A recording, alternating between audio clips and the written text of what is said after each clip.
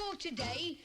We can be the leopard, but him and hunting dog. We can be the leopard, but him and hunting dog. We can be the leopard, but him and hunting dog. We can be the leopard, anything. What's going on, everybody, and welcome to the Middle Seats podcast. I am your hostess with the mostest, Toller Talks, and I am joined by these two prestigious gentlemen, Loomar and Generation Offended. How you guys doing? Great. Currently dying, but besides that, yeah, I'm good. So in today's episode, we're going to be talking about House of the Dragon. Now, things look a little bit different. You guys might have noticed this is on a different channel. It's on my channel now, as opposed to Generation Offended's. And he doesn't know that I'm doing this, but I'm going to kind of shout my man out here a little bit. So the reason why he hasn't had a whole lot of content over the last couple of months is because my man is finishing up in film school. He's not just bitching about the industry, he's trying to fix it. Offended, tell us a little bit about what you've been doing, man. Yeah, I've been on a bit of a break, but I'm going back now for I think my third semester now. Yeah, and yeah, it's a great experience. I've been learning a lot. It's been a lot of fun, you know, exercising some creativity, and yeah, I want to do story editing. I didn't really know exactly what I wanted to do in the industry going into school. I was like, yeah, I want to do script writing. But I found out that story editing is a lot more like up my alley with the YouTube channel and, you know, criticizing shows. And with story editing, for those who don't know, it's like a scriptwriter will make a script and then send it into a story editor, and the story editor will edit the story and go through and, like, you know, point out inconsistencies and things that need to be cleaned up and characters that need to be more fulfilled and stuff like that. So they're like the rubber stamp you need to get your script into any kind of filming. And obviously, here on the channel, we talk a lot about how bad films have been.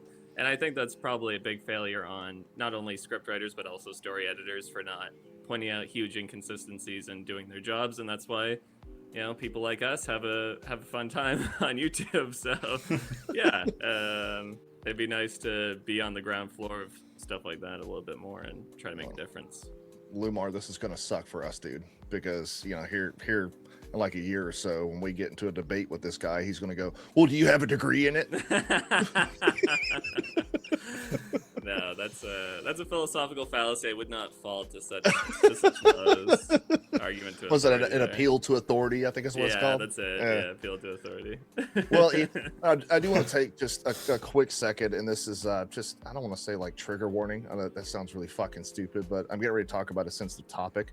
But I promised a good friend of mine and a follower of all of our channels that I would say something about this. So I won't say them by name, but unfortunately, like I said, good friend, good follower, had a member of her family pass away due to their own demons. Okay, they took their own life. And so I want to take just a quick second here. And for anyone that's maybe in a bad place, you know, maybe in the darkness or not feeling like themselves, that your life is worth it.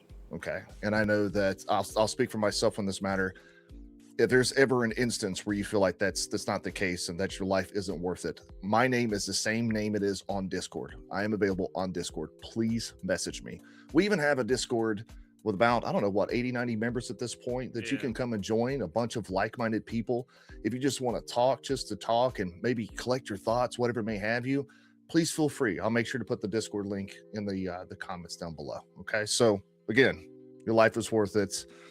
Reach out to somebody, even if it's me, a shit talker on YouTube. I'll talk to you. All right, so what do we got here? We got House of the Dragon, season 3, episode 1. How do I get this fucking screen up in here? I forget which one of these options it is, and it's either gonna be okay. Wait, all right, yes. Nice. Remember the last time I did it? It put us like the three of us like side by side. My face was huge. Oh, it was just all over the place, yeah. Yeah, I'm already fucking ugly as it is. I don't want to. All right, so I've got to pull. You badly about your looks, man. That's okay. Don't talk so badly about your looks. You look okay. I'm tall. I'm ugly, but I'm tall, man. I know what I got going for me. That adds up a lot. Yeah. I'm like fee fi fo fum, motherfucker. What the hell? All right, so We just want to do a scene by scene breakdown?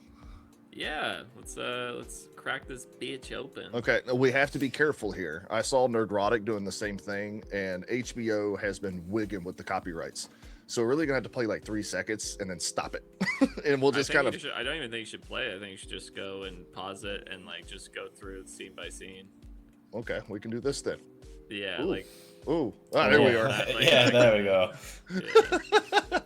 So here's what we're gonna do. Loomar and Offended are gonna do most of the talking because neither of these gentlemen, they understand the source material, but they haven't read it. I have, so I'm interested to hear their perspective, and then I'll tell you guys why it's fucked up, or why the show fucked up based on the book. Okay, yeah, that sounds good. Yeah, fair enough. So you know what happens in this scene? Go ahead, take it. Yeah, do you want to start, Loomar? Right. Before we actually get into the scene, one thing I want to say is it's very confusing for me to try and keep up with some of these fucking names and that and what's going on. There's later on in this episode, there's like a battle scene where 2 of the dragons are fighting another dragon, but there's also, it's like sisters and stuff, and they've all got long flowing silver hair and shit like that. I actually thought I was having a stroke or something because I thought he was fighting his own partner for some reason, but I was like, no, it's this sisters. dragon. Yeah, that's what I mean. Like, I don't know. It's a difficult show to actually keep up with sometimes, but yeah, this. Like, I can't remember a name. There's so many different names. Rhea. Like, I understand. Yeah, I understand who they are, but I just keep forgetting their name. No, I don't actually remember her name either. I have the cast and the list of characters they play. What, Right. okay, so let's put this out here. We are probably going to mispronounce things. I know, I see this chick on screen. I think her name is Rhaena, but some people pronounce it Rhaena with an H-A.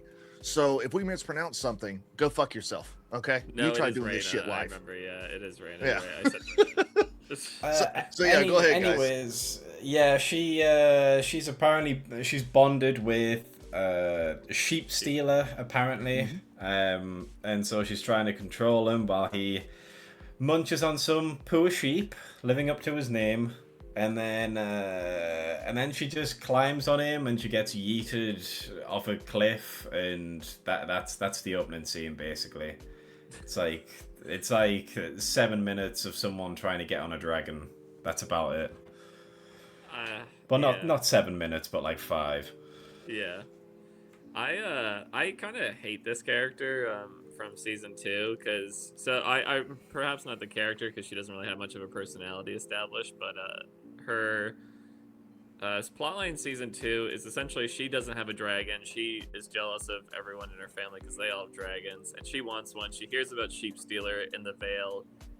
Lo and behold, she's also in the Vale and close enough by that she can walk to Sheep Stealer. Like, that's pretty lucky that she wasn't at another kingdom that Sheep Stealer wasn't in.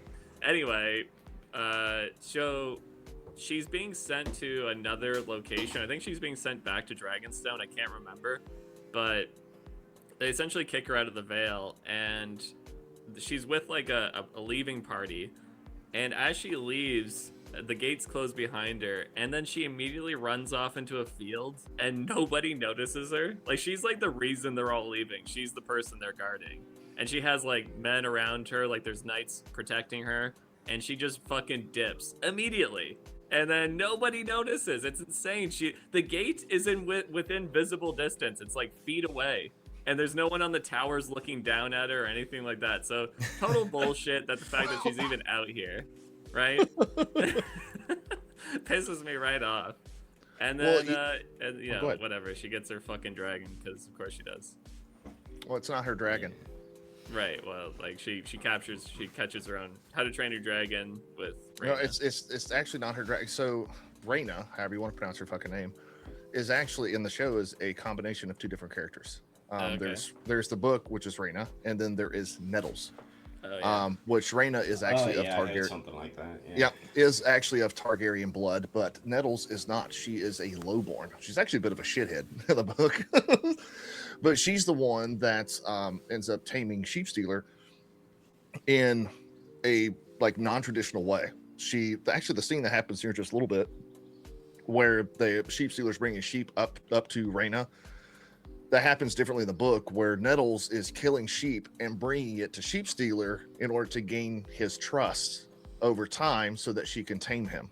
Yeah. And the reason this is so fucked up is because we don't really get to see lowborns that aren't of Targaryen blood in the show, be able to do the things that Targaryens can, just in an unorthodox way.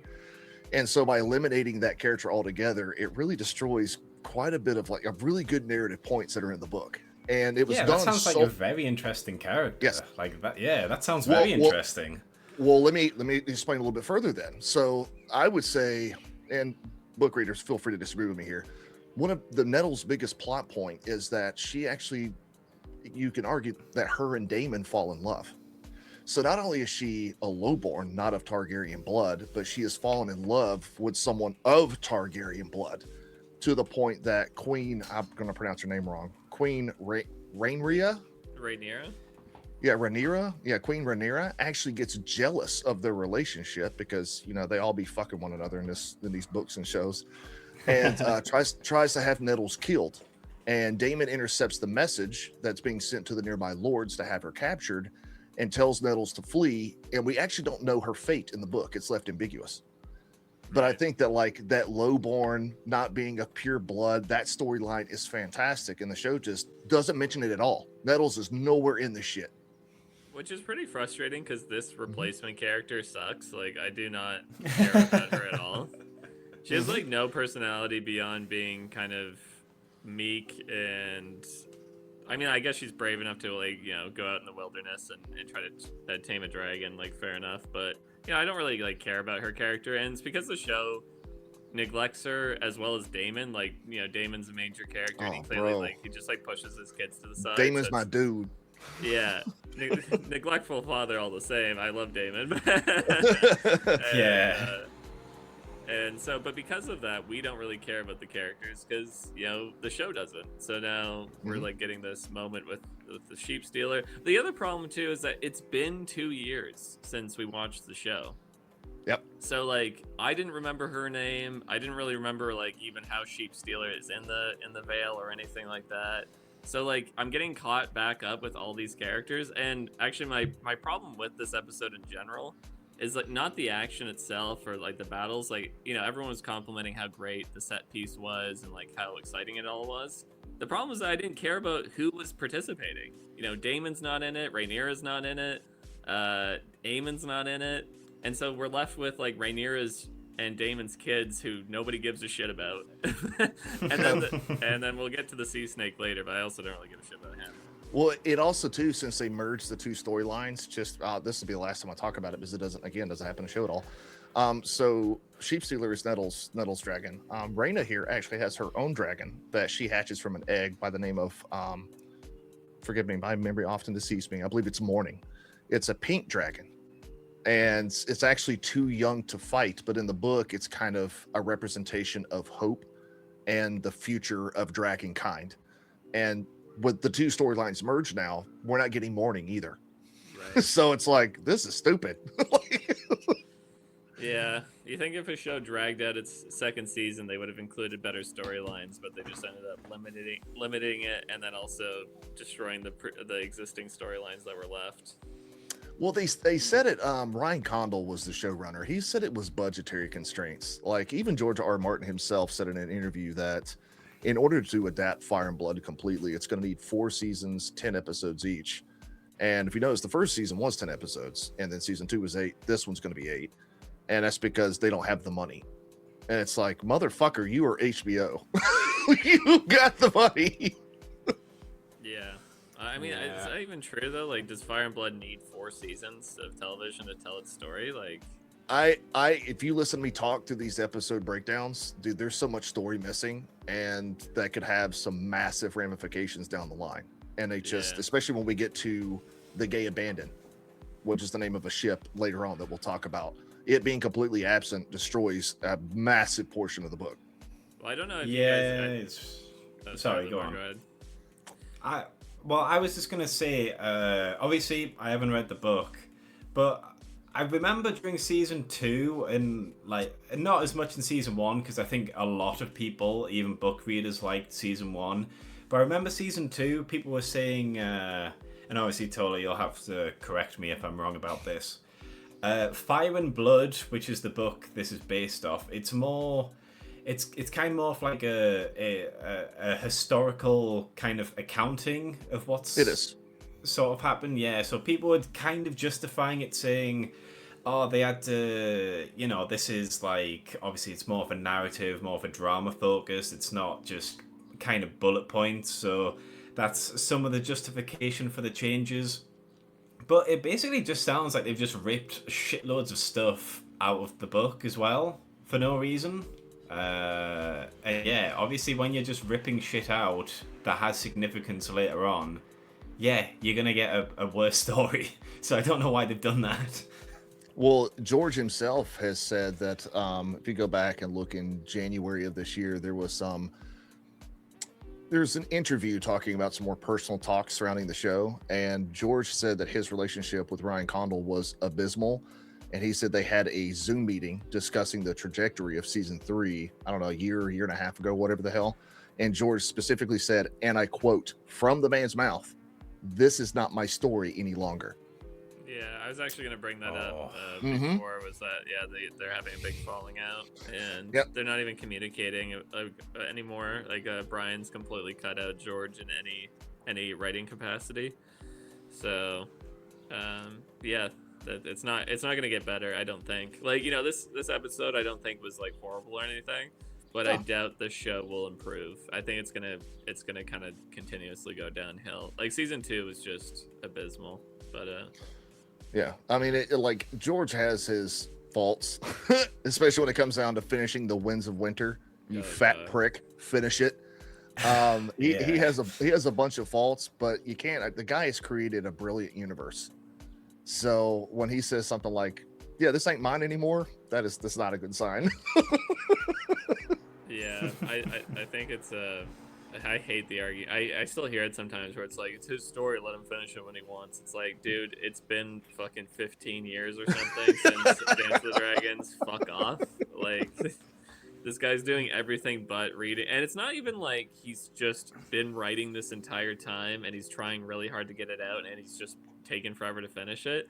It's that he's not doing it. He's doing everything else. He's like involved in writing video game lore, and he's involved in writing like fucking shows and movies and stuff.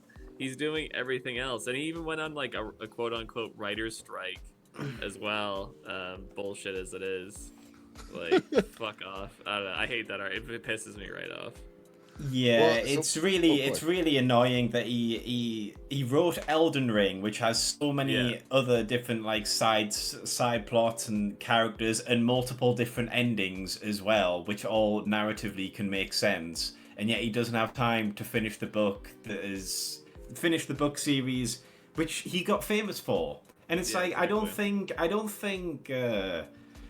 necessarily think the creators should have to do something for the rest of their lives because it's what the fans want. But it's like these fans made you famous. Like they made you have the successful career that you've got. If you're not gonna finish it yourself, at least just let like other trusted people to finish it for you using your notes. Like, apparently if he dies, he's not giving his notes to people, so people won't be able to finish the story. And it's like, come on, you fat prick. Like, that's so selfish. Dude, he's actually he's so bitter about the opportunity that he has. Like, when you hear him talk about his like finishing the books, he makes it sound like it's like the biggest fucking burden of his existence. Like, he talks about it like it's a curse. And it's like, dude, you have the position that any writer in the world would dream of. Mm-hmm. Like, everyone wants to be where you're at. You have like everyone, like millions of people are doting on your every word, waiting for you to put out your next book. You've made millions. You have countless shows and spin-offs coming out. Like, you're at the top of the world here and you're whining about it. Fuck off. Yeah. All right, so excuse me. All right, let's continue on here. So this isn't much of a scene. This is just This is just Aemon showing up. We'll talk a little bit more about him later, but he just wakes this dude up, and that's pretty much it. So, Yeah, and then, pretty hastily trying to execute his maester, I guess. yep. I like how he just, I don't know. I mean, I guess is this in his character to be spazzing out and making quick decisions and stuff? That I guess so. I guess it's not out of his character, but like this is pretty wild. Not even to try and investigate. He didn't even like investigate at all, because all it took was one guy to come up and say, "Hey, the crippled guy with the clubfoot, he left, so looks like this guy wasn't involved." And that's all it took. He's like, "All right, I won't kill you then." It's like, damn. This is the guy that like heals your wounds and stuff. If he wants to fuck you up, he can. Mm-hmm. Yeah, if you're ever like you're in trouble, you get burned by a fire, or you need a potion for something, he's gonna poison you. Yeah. Excuse me. Sorry. I didn't get a cough out there. Yeah, this isn't. I think my problem with Aemon happens later on in the episode. And if anybody that's seen the episode knows exactly what I'm talking about. I think it's pretty hot, but each his own. Oh. All right, so we've arrived to the scene where Egg is hauling, not Egg from the Night of the Seven Kingdoms, by the way. This is Aegon the Second. I think Yeah, Egg in I think Night of the you're Seven right, Kingdoms it's is the like second. the 7th, I think, something like that. Okay, yeah. Yeah, but Egg is hauling 6 shades of shark shit out of King's Landing. What do you guys think? Yeah, it's like I thought this scene was kind of meh. Like, Larys's plan seems pretty finicky here. He's quickly caught, and then he has a huge gamble with Aegon's life here. I know this is a big divergence from the books. I'll go over that. Yeah, Yep. So, not to get like too nitpicky about. I don't like that there's a black guy there.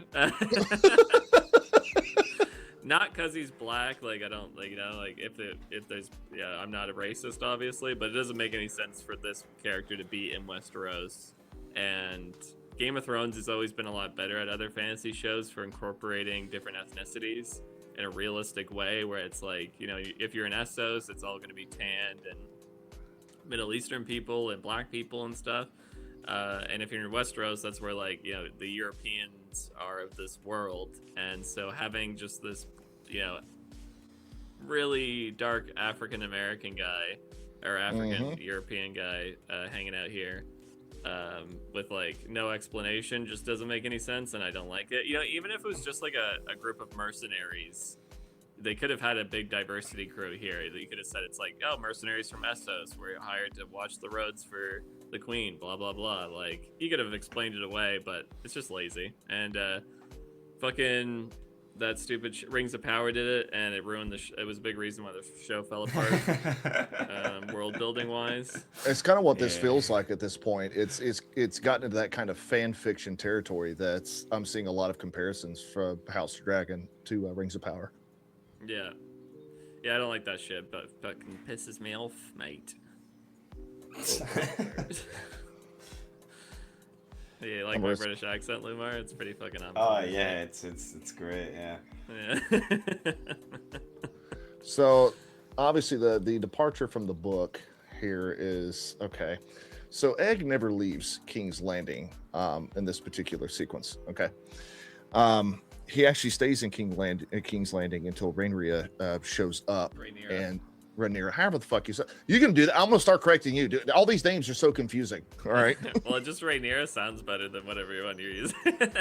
Whatever the fuck. Fucking. You know what, mommy? That's what I'm gonna call her because she's the one. She's the one attractive one here in the show, in my opinion. No, definitely call Alicent mommy. What are you talking about? She deserves like mommy. Yeah, I would agree with that. Yeah, Alicent's more mommy. Yeah, she's mommy. I don't know, just not my style. And the fact she kissed her son, that's weird. So I mean, I'm just saying. I think you're too judgmental. Open your mind. I'm just saying. Anyway, so Egg never leaves. He doesn't leave King's Landing in this particular instance. He waits until Queen Mommy. How about that? Queen Mommy shows up and takes the town, and then he actually is able to slip out and make his way to Dragonstone.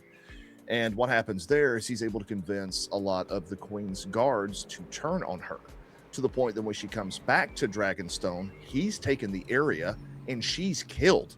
As soon as she gets back in the Dragonstone, it's like a it's like a surprise. They ambush her, surprise attack, and she dies. So by him being a prisoner, they can still do the storyline, but there's the narrative focus is kind of changed. So he's either going to have to like get out of being a prisoner, or they're going to have to give him some sort of like power while he's in prison to be able to convince people. It just doesn't work. I don't know how they're gonna do it. But yeah, it is a pretty stark departure from the book.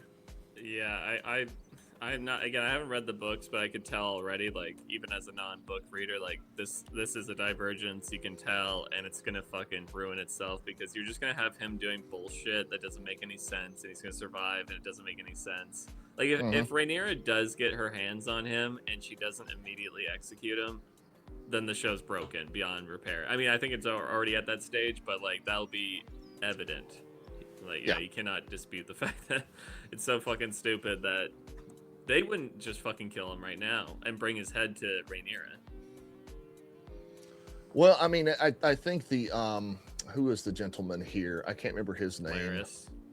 Yeah, Larys. What does he do though? He's like the He's the master of whispers. He's the spy master. There we go. He's a spy master. He does make a good case that their lives are more important being presented to the queen as opposed to dead. So I kind of agree with the guards not killing him right then and there. Yeah, I guess so. Fair. He makes a good case. It could go either way. Yeah. All right. Yeah, that's a whole bunch of bullshit. Fucking like, brother, I would just shave my hair off at that point, man. You definitely would. I don't know why they don't. Like, It's a dead giveaway. it's like, what are Targaryens most well known for physically? Having purple eyes and having silvery, like silvery hair. Like, maybe just get rid of the silvery hair. That might help. Yeah, I mean, Egg does that in Night of the Seven Kingdoms for a reason. Mm-hmm. Yeah. Like, hey, Bob, I can't figure out which one's the Targaryen on the battlefield. Well, I'm not a smart man, but I think it's that one right there. Where is, do you guys remember where Larys is even taking him at this point? Like, where they're trying to escape to? I can't remember. No, I can't either. Well, like, cause he's obviously heading through Rhaenyra's like territory, which is very curious considering most of the country that like around King's Landing would be pro Aegon. So like, I don't know why he isn't immediately running into the Riverlands or towards the Lannisters. The fact that he's going through Rhaenyra's territory just geographically doesn't make much sense to me, because I mean, you would have to assume that they're in the Kingswood, I'm assuming, right now, because that's the only like territory around King's Landing that Rhaenyra could possibly own at this point. But that doesn't even make much sense, because I'm pretty sure Kristen Cole completely liberated, in quotes, that territory. Yeah, I mean, I don't think they could have gotten very far, because obviously Aemond woke up and immediately noticed his brother was missing, and then it looks like it's still morning here, so yeah, actually. How the fuck did they travel so far? Yeah, no, exactly. Like, where are they? It's like in the latest seasons of Game of Thrones when they just teleport. Yep, they got the Game of Thrones fast travel. Yeah. As Glider says, they got the Westerosi jetpacks. Yeah, exactly. This is a really small nitpick as well, and I think the costume design is really good for the most part in the show, but I hate the helmets these guys are wearing. Like, they're so fucking dumb. They're just like buckets. Like, what is that? Where's your face protection? You're right. Like, what kind of... Yeah, just complete. Yeah, all right. We just got a bucket on your head. You're fine. No chainmail, nothing. We only got about $10 left in the budget, bro. This is what we're gonna have to do. Completely face open. I know what I'm swinging at when I'm sword fighting you, pal. Shit night. Oh my lord! All right, where are we? Oh, there's mommy. Mommy. No, that's not. I'm fine with you calling her mommy. I don't agree she's mommy. She's not my mommy. She is pretty though. I mean, in real life, she's actually. I think it's reversed because she kind of looks a little. She's got a funny haircut and stuff. Not a big fan. Now I gotta know. You can't just you guys talk about this scene while I go figure this shit out. She real looks quick. good with a wig on, but yeah. So yeah, I guess in this scene, Rhaenyra is relying on the. Okay, we're gonna have to talk about Alicent and her fucking deal at the end of season 2 now. But anyway, she's going off the deal. She's like, hey, sweet God. Yeah, exactly. You saw the truth. Sweet God. All right. Go ahead, sir. So at the end of season 2, Alicent made a deal with Rhaenyra saying she'll give up King's Landing once Aemon leaves the city, and she'll open the gates and give Rhaenyra the throne without a fight. In return, Alicent gets to leave with her daughter to Essos unmolested. So Rhaenyra is now telling everybody this deal that she made, and she wants to act on it immediately and trusts Alicent to deliver her part of the bargain. Her kid, I can't remember his name, but he's like, no, that she's lying. It's all a fucking trick. You're falling talking into about a Jace? trap. Yeah. Okay. So Loomar, go ahead. Tell me, say what you want to say first. I just don't know why she would. I don't know. Like, she is. Oh, right. Yeah. That's actually I a see, better picture of her than a lot of them. Oh, I found some. Trust me, but they weren't big enough. There was one like she looks like Cruella de Vil. I'm like, what the fuck are you doing? Yeah. No, she looks like fucking. She looks like the bad guy from Blade Runner there. I love this guy. Right. back on track. Yeah, I just don't know why she would trust Alicent. I mean, Alicent spent decades turning her own father against her and turning the faith towards the Seven instead of the Valyrian ways. And then, then she deliberately, like her father said, she's gonna be the queen when I'm dead. And then she deliberately just made, said, oh, my dying husband actually secretly said my son's gonna be in charge, even though I'm the only one who was there to verify this. And she basically fucked Rhaenyra so hard, and she's lost so much from economic, political, and from a personal perspective. I just don't know why she would trust her, at this point. Especially since at the end of season 2, where it's the son for a son. That was actually very uncharacteristic of Alicent to begin with.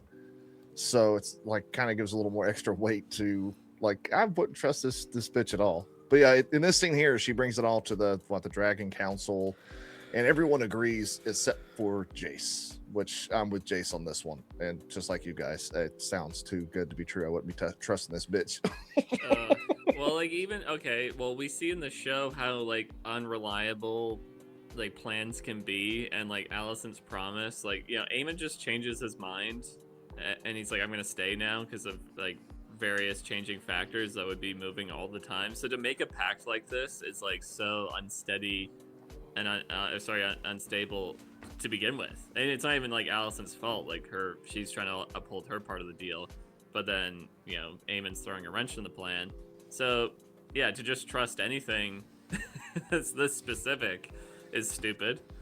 Mm-hmm. But I fucking hate season 2 where this whole deal doesn't make sense at all. So Alicent takes a secret ship to Dragonstone to make a deal with Rhaenyra about going to Essos and being left alone with her daughter.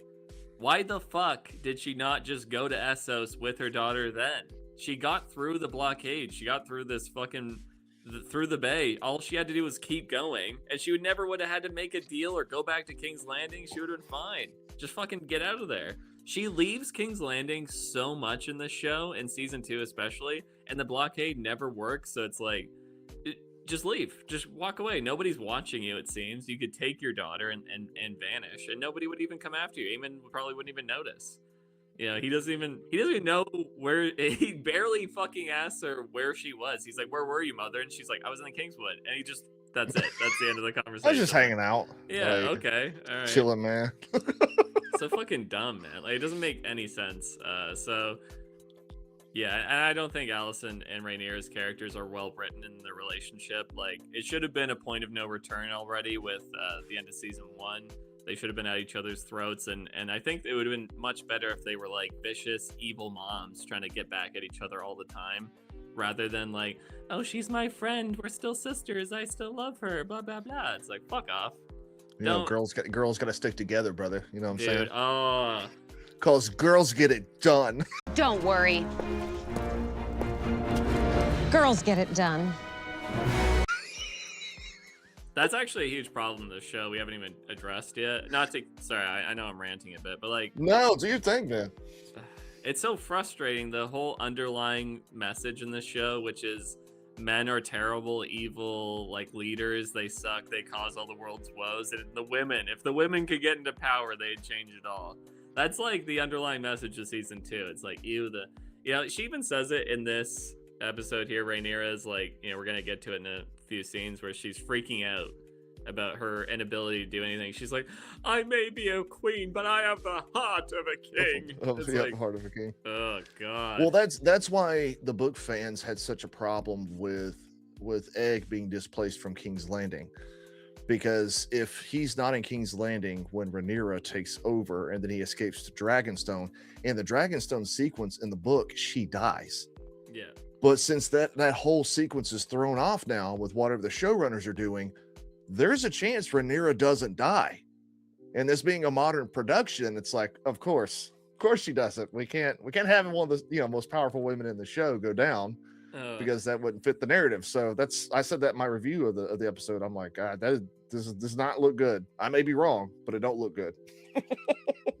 Well, in the books as well, like, again, I haven't read them, but I know enough about them too. Yeah, I've read enough lore to know that Rhaenyra is not as pure as they make her in the show either. She's a much more nasty character. She's much more vicious, and like, she's the reasons they have for hating each other as a family are a lot more pure. Like, in terms of, I don't know, I really hate the good intentions of it all, of this show. Like, everybody's just trying to do their thing, right? Like, nobody wants to fuck each other over. It just keeps happening. Yeah. Like, I agree. Aemon, Yep. yeah, like, Aemon didn't mean to kill her son. It just, like, he was teasing him, and then the dragon freaked out, and the Rhaena's fucking dragon, she didn't mean to like kill those people. The dragon did it. And Alicent didn't mean to take over the throne. She misinterpreted what Viserys had said when he died. She's just got the good intentions. She thinks that's what he wanted. It's like, no, just have some people want to fuck each other over because that's what they want to do. Like, 100%. Oh, and sorry, another example is Kristen Cole accidentally killing the Lord Beesbury in season 1, or at the beginning of season 2. Remember, he like slams the old guy down on the table, and it's an accident. He didn't mean to kill him. But in the books, he slits the guy's throat. He totally meant to kill him because he's like, they're trying to fucking do a coup here, and this old guy is getting in the way. You slit the guy's throat. He didn't act like the stupid, oh, I didn't mean to. Like, fuck off. I just hate it all. I hate this show. So dumb. Well, I want to point out that when it comes down to the premiere here, I said this in my review, I think it was a great premiere. I think if you're like an action fan and you just wanted to see shit happen on screen and people fighting and shit blowing up, yeah, it was great. But the moment you start looking at the narrative, especially as a fan of the books, it's giving some bad signs. Because I was talking to a buddy of mine in the comment section, Rob, who has been pretty critical of all the shows that we've gone over. And he even said he liked this premiere, but he's like, ignorance is bliss right now. I don't know anything about the books, so right now I'm enjoying it. Yeah, I think the pretty lights and the big action set pieces can trick somebody into liking this, but I think after this episode and as the season goes on, people are going to be more disgusted by what happens. I just don't see this getting better. Oh, boy. Oh, my Lanta. No, this isn't it. Is this it? Is this it? This is where he asked Alicent where she's been. I don't know if you guys have anything else to say. I kind of ranted over that part. But No, you're completely okay. I'm just trying to keep a timeline because we're already at 40 minutes and this episode's like over an hour long. yeah, Yeah. Yeah, so a week I already kind of mentioned this. Like, obviously, Aemond has taken over the throne. He's talking to Alicent about where she's been, just like Offended said. But again, this doesn't happen in the book. Aemond isn't on the Iron Throne because Egg still is. So this sequence, I don't know. I like Aemond. I like him a lot, just like I like Daemon. But good lord, somebody's. is Loomar outside in a garage or something? I have my window open, and there are so many dickheads on fucking dirt bikes that just ride around, so I do apologize about that. But it's either listening to that every now and then, or me boiling to death like a fucking lobster, so... Yeah, your country hasn't invented AC yet. All right. Yeah, I hear it's pretty hot in the UK. Texas would like a word, so would Florida. Wait, the thing is, though, Tola, is that you guys have air conditioning in your homes. They literally do not. I mean, okay. Yeah. Well, I mean, like, what's the temperature there, though? It's like 40. Oh, you don't do Fahrenheit. You do Fahrenheit. What? Do you know what, Celsius? What is? Yeah, what's 28 degrees Celsius in Fahrenheit? Sure, I got it. That's what it's like at the moment. I think before it was like 30 82 something. Tola's just Hey, so it's good very at these. humid here. I'm biased. I'm from the South, so I mean, like, yeah, homes are air conditioned, but when you're out there working on the farm or hunting or whatever may have you, that there is no such thing as AC, and it's 105. Yeah, especially like Florida, it's 110 on the pavement. So We can't all be cool like Toller. we just come from two different places. It's okay. It's Hey, I wasn't trying to compare or like brag. I was just saying. Well, no, I for see me. so many people talking about, especially on social media, talk about the heat wave, and it's like it's so weird seeing that being for where I'm from, like culturally speaking, it's like really like that ain't that big of a deal. But I know it kills y'all over there. I'm not trying to devalue that. It's weird hearing about it. Fair enough. Let's see here. It'll be like me talking about the cold and fucking Offended going, really? Do you know what you're talking about? All right, so I mean, Mommy. I mean, she got kind Oh. of the thing going on there. Yeah. Well, you guys like Alicent. Do y'all want to talk about this particular scene? Got any fucking? I don't have anything from the book besides this didn't happen at all because Egg is still on the throne. So I already ranted about this character. I'm pretty like fulfilled on my irritation with her. I think overall, like, I'm a little disappointed with Aemond and Aegon's relationship. I know it's a lot different in the books. Like, they just kind of ended up hating each other as brothers in the show, which didn't really have too much of a build-up. Like, it just kind of starts happening. And I think it would have been a lot more interesting to see a similar parallel between Aemond and Aegon, as in with Viserys and Daemon. Like, because they have a lot in common, obviously, as characters. Like, Aemond is essentially like a young Daemon. So I think it would have been better if like Aemond was actually trying to help his brother or like put his brother on the throne.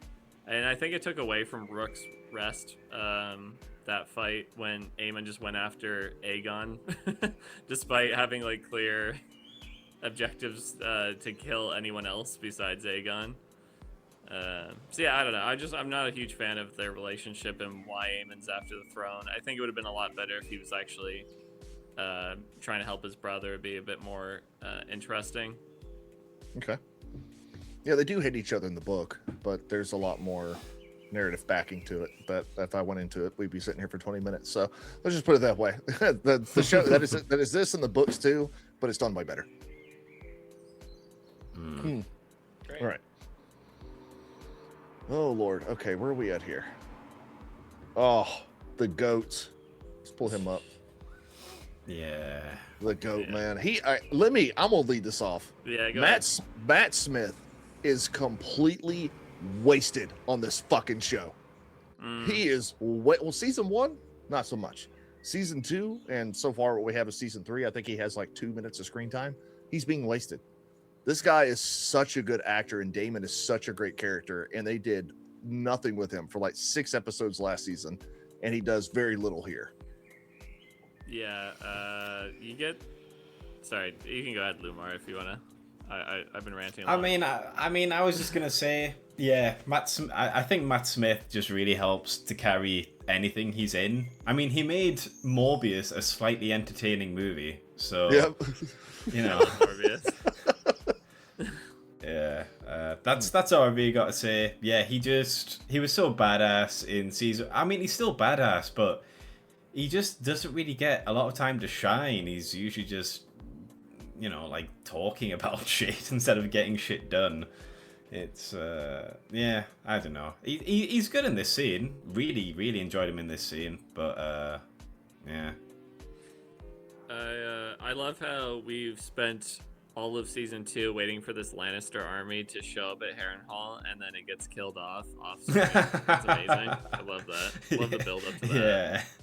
Yeah, not even, and then they're like, oh, the battle's not over. We're gonna pursue them. We're gonna get another battle. Oh, great! Oh, the Stark showed up. They actually killed the Yeah. the one guy. Oh, great. Okay, perfect. Nice.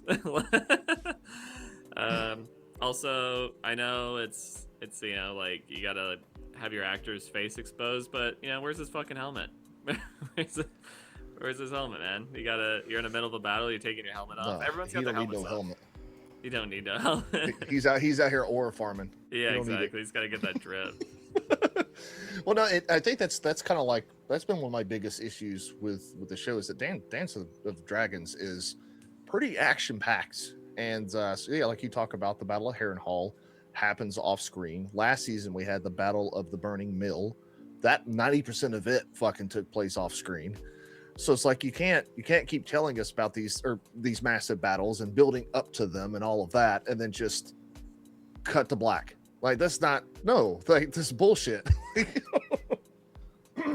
Yeah, I mean, I know, I get that you can't like show every battle because of budgets and stuff like that. But if you're gonna have an entire season of a fucking army marching, and you keep promising that this is gonna be a big battle because they got 20,000 guys with them or whatever, then show the battle. You can't have it play off screen. That's fucking And they chose insane. this source material. They knew what was in it. Why would you choose it knowing you couldn't show half of it? Yeah. Fuck you. Yeah, exactly. Yeah.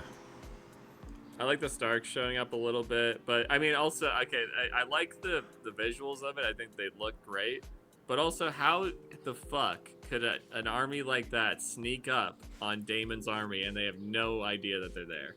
Where's your forward scouts? Where's your, like, you must know that they're gonna, like, you're gonna get flanked. Like, they could have got completely fucked here if it was an enemy army. If it was another Lannister host, or if there was if the guys from the Riverlands had showed up, the Daemon's army would have been completely sidelined here. We've already talked about this. The Targaryens they're aura farming. Okay. Yeah, they yeah. All right. Oh, he's just such a good actor, man. Like, see, God, it just pisses me off. After season 1 and having so much focus on him and making him one of the more likable characters, just to sideline him, it's just a slap in the face. Oh, dude. I mean, like, the whole thing with, like, the Harrenhal witch, like, he's just getting, you know, flirted with this weird witch woman that's clearly manipulating him, and yet he doesn't understand that it's happening. Like, he doesn't get it. It's like, oh, where are my bad dreams coming from? Oh, this weird woman that no one else talks to but me. I wonder who it is. Is it? It was just trying to give him something to do to keep him busy, and it's like, that is so disrespectful to your performer that everybody loves, and then your audience too, man. Like, that's just ridiculous. Yeah, he's getting fucking this kid from the Riverlands is fucking putting him in his place. It's like, fuck you. That's Daemon, man.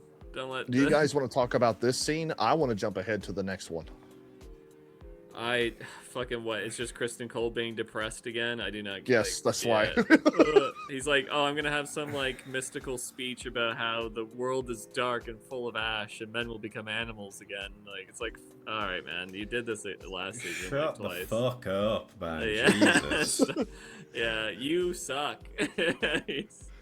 Well, that brings us to, and this is one again. I'm gonna take a little bit of a back seat to and let you guys talk. But this is a scene here of Ulf, Hugh, and Adam, as they're being. I can't remember who they're pursuing, but they've been tasked to pretty much just hang out near Dragonstone and try to intercept. I can't remember who it is they're trying to intercept, but they've been given. I think it was Aemond. Yeah. Okay, yeah, they've been given specific orders, so they're just hanging out here.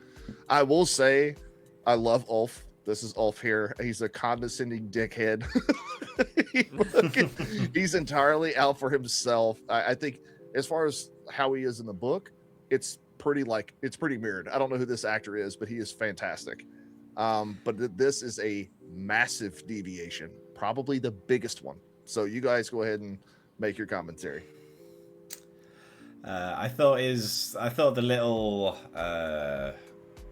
dialogue about one thing I really do like is when two people from kind of completely different like hierarchies and stuff, when they start to converse with each other, because it shows just how just how distant people are who live in the same area. And then there we go. I just thought it was funny. He's like, oh, when I become a knight, I'm gonna get my own castle, and it's like, no, dude, you've got to be a lord to get that. And it's like, well, what the fuck does a knight get? You get a horse. I've already got a fucking horse. Well, what am I gonna do with another horse? Well, no, he says, what a horse. I have a fucking dragon. Yeah. Yeah, I like that. I thought that was good. Yeah, this was a good banter scene. I agree. Offended, do you have anything you want to add before I go into my shtick? Yeah, I'm a little annoyed about how Rhaenyra is using her dragons. So she clearly outnumbers the Greens significantly in dragons. So we know that they got Aemond, and they have another brother we haven't even seen. He's got a dragon as well. But that's it, right? Like that. Oh, is that the brother we see this episode? Is that her? Does he have a dragon? What are you talking about? We know that Aemond has another, Alicent has another son who has a dragon, and he's marching with the host from what's the name of that city? The towers there, the High Towers. The High Tower host is marching towards King's Landing, and we see Alicent fucks them over by making them stop under false orders to march. They have a dragon, right? My point being that the Greens have two dragons, essentially. Yeah, I'm unsure, but this show is, and I'm sure people who've read the book will understand what I'm getting ready to say. The show fucks with your head because you're trying to separate what happens in the show and then what happens in the book, and it gets confusing. Well, my point being that the Greens have two dragons, essentially, and Aemon's being the most dangerous one, and Rhaenyra's got a lot of them. And she's now implementing them by just having them sit around waiting for Aemond to show up, which, just go where he's not, right? Because obviously the clear threat is Vhagar. He's the big dragon, but do what the Romans did to Hannibal during the Punic Wars, where it's you can't beat Hannibal, but Hannibal can't be everywhere at once, so just go where he's not, and then just go fucking raiding the Riverlands, go raiding the Lannisters. Just send these 3 guys who you don't really care about because they don't have any personal value to you. Just send them fucking on suicide missions to okay, go down here with your dragon, go burn this village, go destroy that city, blah blah blah. And then you would wear them down. But they just have them sitting here doing nothing. And obviously they're not very trustworthy, especially Ulf, or whatever his name is, the guy we're all Ulf. Laughing at. He's not very trustworthy guy at No. all. He's made that pretty clear. So don't let him hang out with the other 3 bastards that will obviously betray you at some point. They're pretty. Anyway. It is funny that you say that. Yeah, I mean, I'm gonna guess that Ulf's gonna fucking turn tail and I want a castle, so they're gonna give him a castle. He does, but his reasoning. So this scene never happens in the book, which is why I had a hard time recalling who they're trying to track here. So actually, Adam, Ulf, and Huey over there are actually involved in the Battle of the Gullet. So later on when we see the ship scene where Jace is there, and so is Bela, Mood Dancer, and all of that, these 3 Dragonseeds are there as well. So the reason why that's important is because Ulf, and I believe Hugh, do betray Rhaenyra later on at First Tumbleton. But their reasoning for that, obviously Ulf being very selfish and very self-driven and all of that, but all of these men have seen what war does firsthand. They've seen the men that they know die. They've seen the death and destruction that dragons cause. And Ulf essentially is like, look, I want to be on the winning side of this, and betrays Rhaenyra. And but by doing this in the show, there's no psychological backing for it, as opposed to, oh, he's a dick. Right. You know what I'm saying? Like that's kind of superficial and like one layer. Whereas in the book, it's like not only is he a dick, but he's dealing with PTSD, some survivor's guilt, the tolls of war, death and destruction. It gives him a little more motivation to betray Rhaenyra. Whereas here, it's like, yeah, the guy's an asshole. That's it. Yeah. So. I'm curious, so like, why does Ulf turn against Rhaenyra if he's worried? So he's worried about death and destruction, like as in he doesn't want to cause anymore, and he thinks Rhaenyra is causing a lot. Is that the problem? Give me a second here. I actually wrote down in my notes all of this just to make sure here. I mean, in the book, he's very much like greedy and ambitious, and like I said, very self-driven. So he essentially just kind of wants to bow out of everything after First Tumbleton, and because of all the shit that he's already seen throughout the war. You know what I'm saying? Right. Yeah. I see. Yeah. So I think I was trying to look at the name of the dragon that he gets in the book. I believe it's Silverwing, and Silverwing gives him a bit more power. It's a more powerful dragon, and he takes that power and decides, fuck everybody, I'm turning. Right. just to go with the other side, because he thinks he thinks that they're going to win. And actually him betraying Rhaenyra does turn the course of that battle to the point that she loses. Okay. Interesting. Mm-hmm. Yep. Sorry. Trying to remember all this shit is tough as it is. All right. Yeah. No, it's good. All right. Sorry, I keep coughing. Lord. All right, back. Yeah, literally. I don't like this character either. I'm with you. I don't like her. This is the scene, I believe, here that. Oh wait, never mind. Yeah, this is just- where the sheep stealer just leaves her behind to go get sheep for her. She thinks that she's being abandoned, and then he brings some food back for her later. It's not a very complicated scene. No. I will say this too, and I know you've already mentioned it once before, Offended, and in some instances, I'm okay with that because there is room for diversity in Game of Thrones, but there are way too many black people. Yeah, I mean, I could see why they went with it, with the whole a bastard subplot in season 1, where it's like you gotta like make it obvious why people are like, that's not Rhaenyra's like trueborn sons, because they're not black. So it kind of adds to it, makes it more obvious, because like in the books they're all blonde, right? It's actually kind of hard to, or no, they have black hair, but there's a lot more blonde kids. It would be harder to tell for a general audience, so I understand why they added a black family to like make it a bit more on the nose. I was gonna say Rhaena nor Nettles in the book is black, so even with them merging the characters, neither one of them are black. No, I know, yeah. I think a lot of people were like, even critics of the show and woke stuff, were like, this is actually how to do it. It makes sense here to do it for a show, like changing the ethnicity of a character to help the story. Whereas like most of the time they don't. Well, we saw they don't do that as much anymore with that little scene with the Larys and Aegon getting caught with that one guy I mentioned before, the one black guy. Oh yeah. So I don't know if that's actually going to get worse as the show goes on, because it was justified and now not so much. Mm-hmm. Yeah.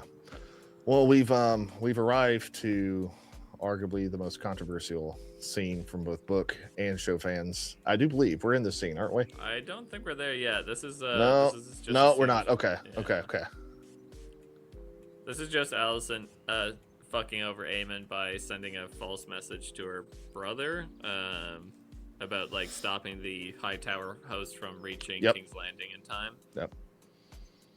Yeah, you guys have just watched the episode recently. I watched it when it aired on Sunday, and I'm already like foggy as hell.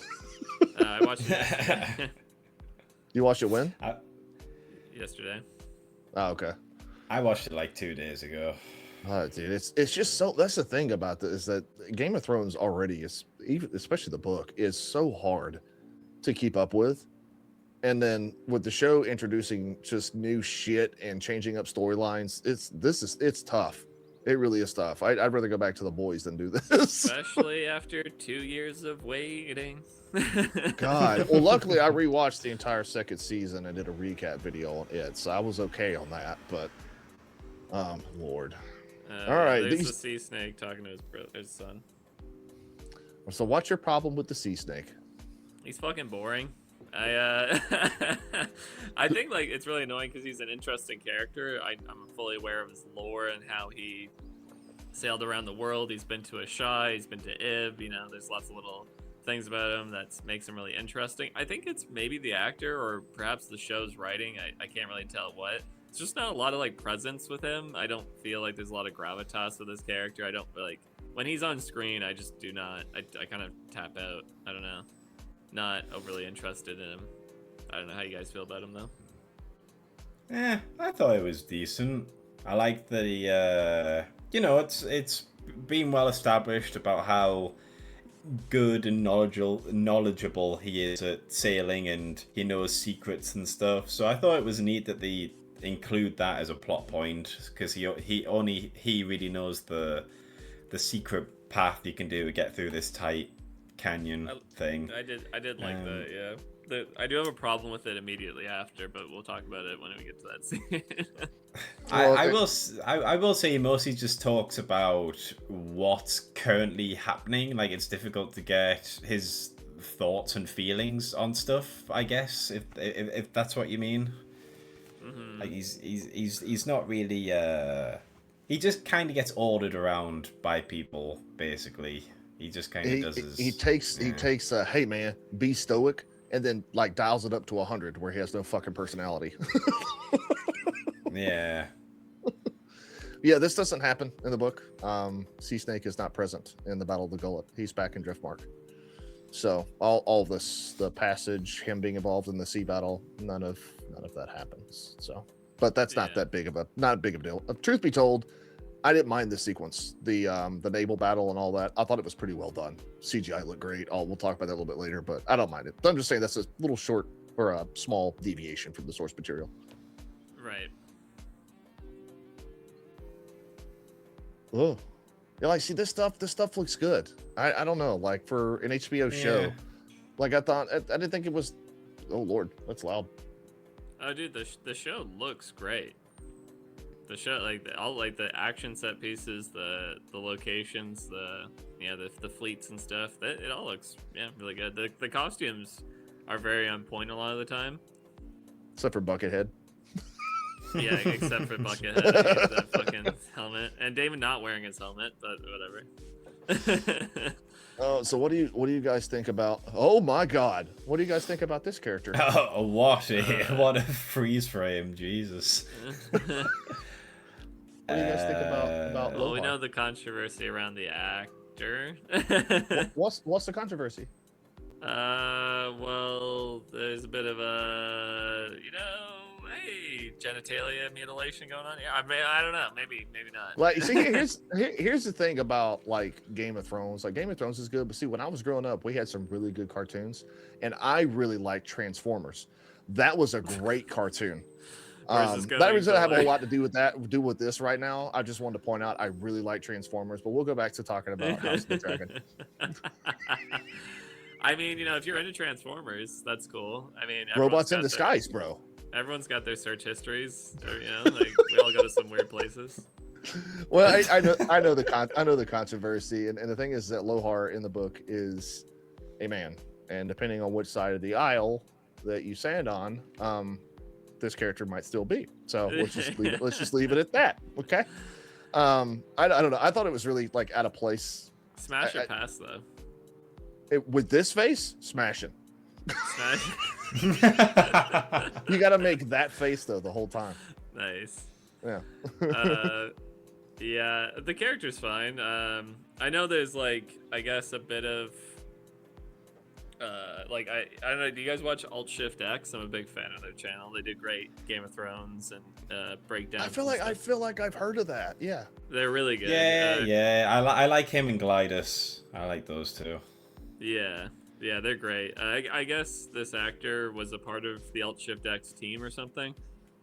So it's kind of a big deal for them to have one of their own on the show. Yeah, good on them. Yeah. However, I will judge Alt Shift X a little bit for glazing season 2 of the show, or at least covering it to such a. They do criticize it for the stupid stuff that we've talked about a little bit, especially when it comes to the geography and stuff. But they could be a bit more harsh. I know they make their money off of of this stuff, but.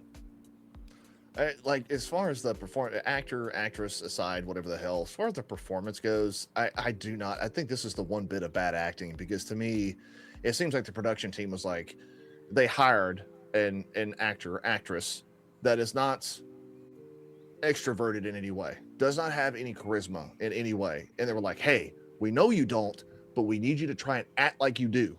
And that's what we get here. It's like, it comes across so overbearing. And I'm like, I just don't like what this person has done with the character at all. It doesn't come across authentic. It feels out of place, especially her talking to Tyler. I'm like, no. Yeah, I think it's like also like, I don't know, it's a little much with the whole like harem of husbands and stuff that she's got. Like, right? I think in season 2, like she essentially says that, or whatever you want to say, they say that they have like a harem of husbands. Like, that's and wives, the whole thing. Was it wives and husbands? I can't remember. Anyway, she's it's a little silly, but whatever. I don't hate the acting. It's fine. Like, I didn't find it was too weak. It's not great though. I don't know. Well, the show puts itself in kind of an impossible situation, because Lohar in the book is male, and you can tell me that a male pirate captain who has a very notorious reputation is going to be able to take on a Lannister in a 1v1 wrestling match. You cannot make that same argument with a woman, because regardless of what anybody feels, when it comes down to medieval combat, strength, bone structure, size, weight, a woman is not winning a 1v1 wrestling competition with a male. It's just not happening. So it's like, it's weird, because then we have the condition of the actor and actress, and you're like, okay, what are we trying to like fucking do here? You know what I'm saying? Like, the show just kind of put itself in a really weird predicament for no reason. Yeah. It's Let's just move past it. So this is the scene I was talking about earlier. So we see Sheep Stealer here bringing sheep to Rhaena, right? It's kind of like an offering. In the book, this is the complete opposite. And I don't know why they did this. Why is the dragon trying to gain her trust? It should be the other way around. Yeah, it does. It kind of takes away from the whole difficulty of Sheep Stealer being tamed and stuff. Like, they could have cut out a lot of her sitting around in season 2 and had her escape the Vale to run off to find Sheep Stealer, and then like surviving in the mountains by killing sheep and bringing it to him, and maybe she would like eat the scraps or something. That you could have done a lot more to like show the desperation and the difficulty that she had trying to tame Sheep Stealer, and then it would have much more payoff. But essentially all she did was just very lazily escape the Vale, and then runs into Sheep Stealer and immediately tames them. Yeah, it's like, I understand having to combine 2 storylines because of budget or whatever may have you, but I still feel like they chose the wrong storyline. I still think they should have went with Nettles, because I mean, obviously Rhaena is part Targaryen, and she's still, the way to pronounce it is a Valyrian. The Valyrian tradition of how to speak to dragons and train them. We've seen that all throughout the show. I would have loved to see Nettles, who doesn't know any of this, try to get Sheep Stealer to trust her in a more conventional manner, a more direct approach. I think that would have been a great dynamic, but they just didn't do it. I mean, we saw it with like, that was the main point of the first few seasons of Game of Thrones. Daenerys trying to speak to her dragons and train them, and to obey her command because she's Targaryen, she's Valyrian, she can speak to them. Yeah, having an actual plot line where you have someone who has basically no knowledge on dragons at all and just tries to train it like a dog, and that's how it bonds to them, because it's more of a more like a Pavlov's dog situation. That would have been really interesting, but no, they just did what they've already done with pretty much any Targaryen in these shows. Yeah, very boring. Yeah, I've seen people in the fandom talking about it, and especially the budget, and how they've had to constrain the show and do different things with it to make it all mesh together. But it's like, even with doing that, you screwed yourself out of a better storyline, and it makes no sense. Rhaena's not going to be that important, in my opinion. She does have a sister out there in the battlefield, but if you know what I'm saying, like, you still could have had her presence. You could have made Nettles the sister or something like that. It's just, I don't know. It just, to me, it seems like such a disservice. But you can go look up online right now, and that's probably the biggest cause of concern for season 2 heading into season 3, is that, damn, we didn't get Nettles. Because even though it was a short storyline, it was so abstract from everything else that we got that it was really cool. And then now we're just, nah. Yeah. So, oh, here's this hunka. Look at strut of shit. Now this armor looks good. Yeah, the armor looks good. Yeah, that shit looks sick. Yeah.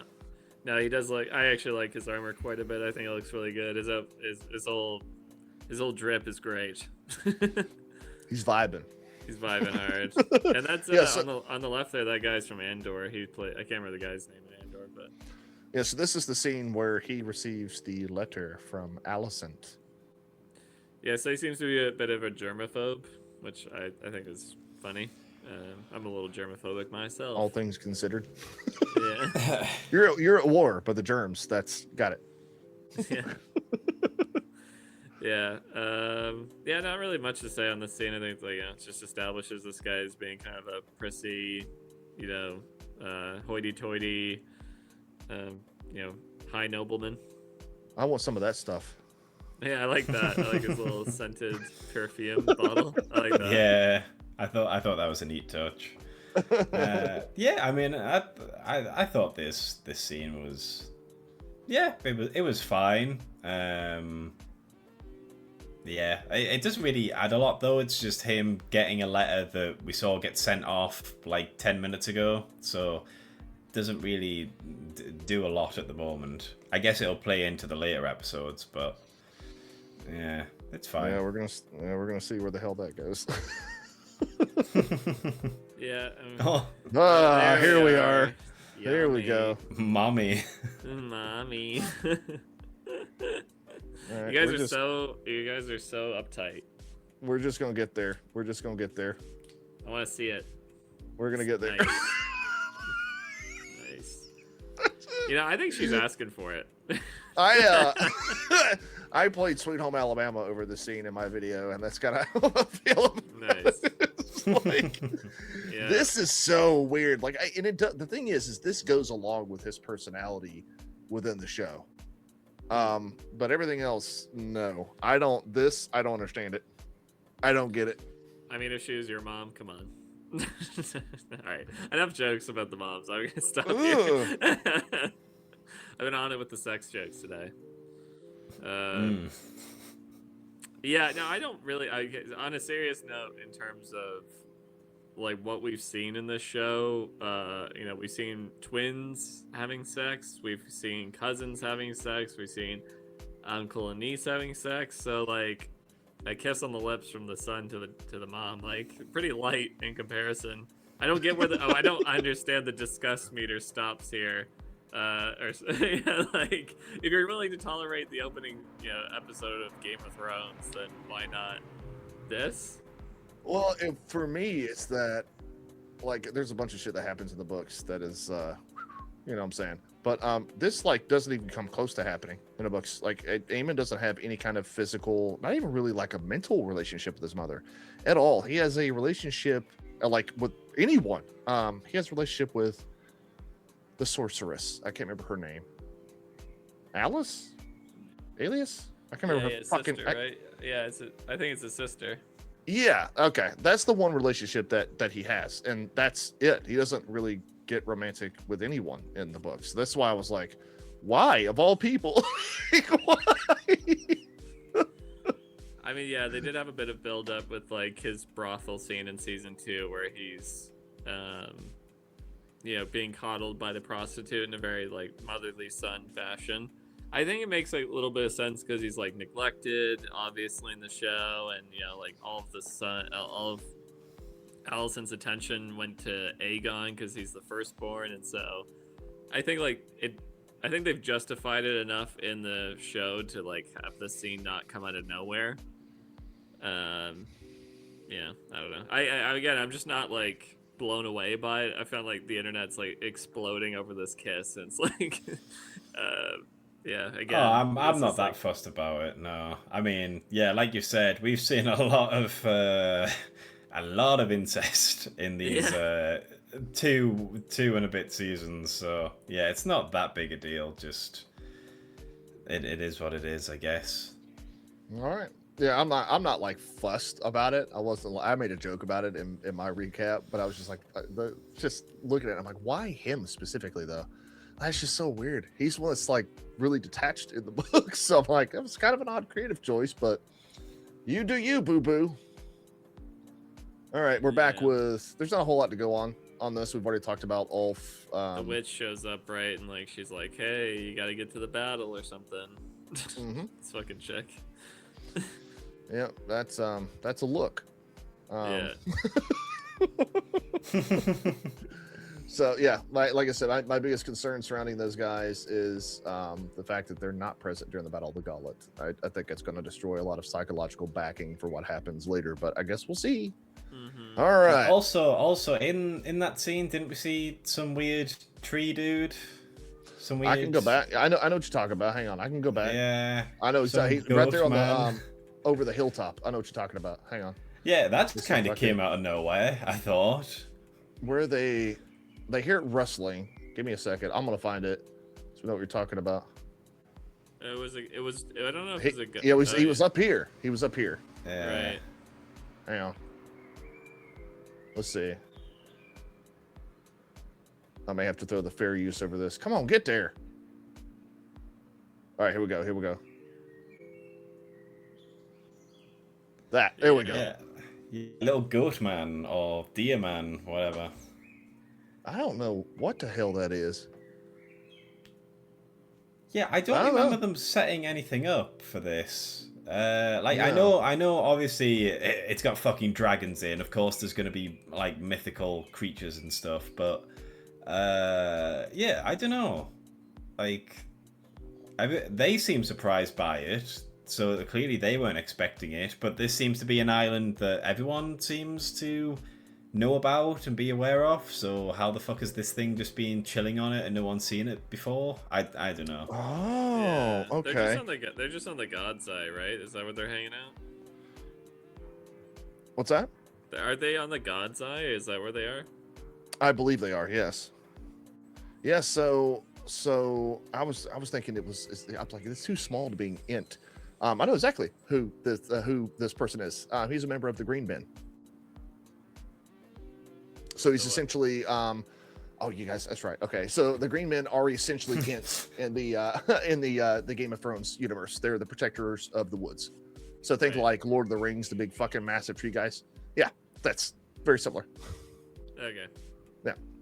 So this must be, and they're very secretive. So these guys being shocked over seeing this is pretty authentic. I mean, he's stood pretty out in the open for someone who's supposed to be secretive, but all right. Well, he has to be revealed in some capacity.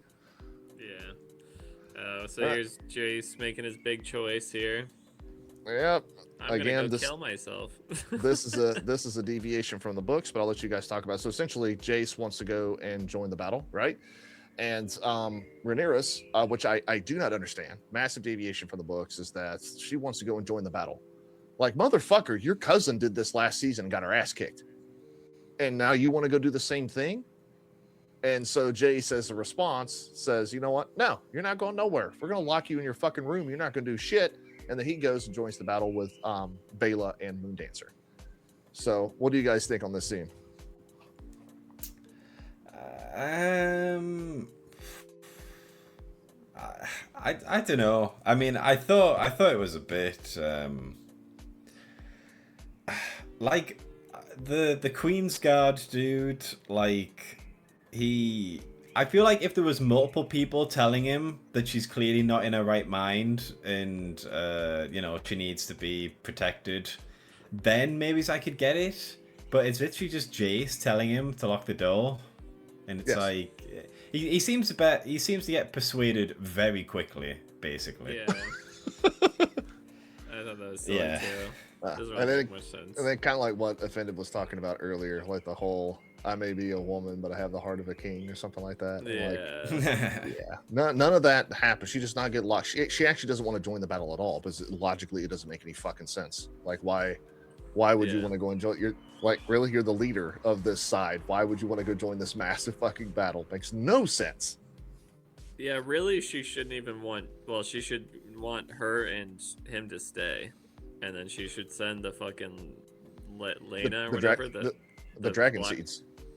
Yeah, send them, and then also send the fucking the black chick, the Damon's kid. She's not really in the line of succession. Like, it's all about keeping the heads of the the regime in charge. Like she can't die, and then Jace can't die, and Daemon and her kids can't die. But the rest of them can. Yeah, I like Jace. I think he's been a little whiny in the past, but I like his character here. Like trying to talk. I mean, he's talking to the leader of this side of the war, even though it is his mother. That's not something that there's decorum to it, and he's really stepping over the line. But he's finally just like, nah, fuck it. No, you're not going anywhere. I can appreciate that. You know what I'm saying? Like Rhaenyra has been pretty tyrannical as of late in how she is going about things, and the fact that he stands up to her, I liked it. I mean, he's got a point that she's being a fucking idiot. Yeah, she is. Man, this is stupid. I don't know why this was added. She also is going with this ridiculous plan with Alicent, which also makes no sense. And whatever. Yeah, she's being hysterical. There's the most easily persuaded guard. Yeah, exactly. Yeah. Also, no helmet. Why is he not wearing a helmet? They ran out of budget. Yeah, no. The other guy had the bucket helmet for now. They didn't get to trade yet. Yeah. Where's your fucking helmet, you dickhead? Your most important part of your body is not fucking. You got that armor on. Why wear armor at all? Like it's just I don't know. This scene was just he's like, hey, she doesn't come out of her room. He's like, I can't do that. She'll hate me for it. He's like, hey, look, she really shouldn't come out of her room. And then he's like, that's like, what the fuck? It's also like a complete suicide thing that he's doing here because inevitably when she gets out of her fucking room, she's gonna probably execute this guy for treason, especially now that Jace is dead. So yeah, you're just killing yourself because I mean, like I'd be like, all right, man, yeah, you go ahead and then unlock the door. Well, I'm not gonna do that. It's fucking insane. Yeah, so right after that, Jace pretty much tells Baela that they're joining this war, that they're gonna go there on behalf of the family and go kick some fucking ass. Both of those things are concurrent with what happens in the book. Both of those, like I said, they're joined by Ulf, Hugh, and Adam in this fight, but in the book, Baela and Jace both go, so that's good. Now we've gotten to the Battle of the Gullets. We've got Lohar on one side. We have the sea snake on the other. Fucking, I'm going to say it. Like I said, I think the combat here, the scenes, the fighting, the bloodshed, I thought it was all excellently done. Surface level from an entertainment perspective, fantastic. I loved it. Until, again, the lore deviations. So you guys go ahead. Take it away. What do you think? Yeah, I mean, I thought it was pretty cool. I like how they're just kind of making up tactics on the fly to try and outwit each other. And then it ends up with him, getting distracted, and they do that ramming move. Yeah, I mean, I thought it was pretty cool. I think one thing about Game of Thrones, those shows, they do have some really good-looking fight scenes a lot of the time. These big, like, wide-scale ones. So Yeah, I thought this was pretty cool to watch, to be honest. No, good, yeah. Offended? Yeah, I think like I agree with what you said, Toller. It's like really pretty. It looks good. The fights are cool. I think just it lacks a lot of the substance. I complained about this at the beginning of the podcast, but I just don't care about the people involved, right? Like the sea snake is okay. I don't find him that great for the most part. And then Lohar and like their beef, it doesn't really matter to me because like I know that the triarchy has been a big part of the story, but it's all happened pretty much off screen. Like you get very little instances of it in season 1, and then season 2 it's not really mentioned, or it's mentioned but you don't see any of it. So like the sea snakes history with the triarchy and liberating the stepstones is very minor in my mind. Like I don't I mean, like, so like their beef doesn't have like a lot of like influence in my opinion over like whether or not who wins. I don't really care. So yeah, hey, look though, great. I want to point something out to you. He's got his helmet on. He does, and I was gonna say he has his helmet on. That's great. You know who doesn't though? Well, everyone else. Yeah. Everyone else doesn't have their fucking helmets on, actually. Like this, like I don't know, this whole thing is just like, hey, we know you're not angry and you're not charismatic and you're not really extroverted, but we need you to act like it. I do not like this performance, and it has nothing to do with the actor actress. Well, I mean, it does from a talent perspective, but you get what I'm saying. You're not transphobic. Oh my god. Queen mommy. Yeah, I love like that scene is rough. I did not like that at all. What do you mean? And also, why is there not another door out of this room? Why is there a room in this fucking castle that she can't get out of? Especially it's her bedchamber. Like you would, castles, especially as complicated as this, would certainly have his secret exits for her to get out of. Like there would not be a one way in, one way out of this room. It's like the Situation Room. Yeah. Well, like, dude, if this castle is under siege and she gets locked in here, she needs a way to get out. And there's like, I can't remember the name of the door, but like castles, like pretty much every castle had a secret exit for a king or like the nobleman to escape from in case of a siege, and it always led to like some secret area that nobody would have like naturally gone to anyway, like a bog or like a swamp outside the castle, like somewhere hidden. She would have that. It's not like just the fact that there's even a door behind her, and I don't know where that door leads to. It's just a big ass closet, but there's like there's a massive door behind her. If you guys watch the scene, I mean, I know we can't play now, but there is a door. I don't know where it goes, but I'm assuming it goes nowhere because they don't try to leave. But You're talking about a door? I don't know. Right there. Where's that door? That's not Wow. that's not the exit to her room. That's behind her. Oh, I don't know. I have no Yeah. idea. We're start ranting. That's not the front of her room. First helmets, now doors. Just... Yeah. Yeah. I don't, that's just her fucking. That's where she keeps her dresses, I guess. I don't know. Hey, so this is the continuation of the Battle of the Gullet here, which we've already kind of gone over, quite a bit here. Nothing like substantial. The one problem I have with the scene is that I understand these are all very experienced warriors, and even in the book, this is a thing. But you got this massive fucking harpoon thing. There's no shot you're shooting a dragon with this fucking thing when it's like 300 feet away. Like, it's just not happening. Like, no way. I mean, if we want to get into like the mechanics of this universe and the fact that dragons are so prominent in Westeros, I don't think you would even have fleets anymore. Like, they would just be so obsolete. Mm-hmm. Like, because a dragon could so easily just come in and eliminate it. We see how powerful they are in the show. They're even more powerful in like Game of Thrones. At the last episode there, we see how quickly Daenerys destroys the Ironborn fleet.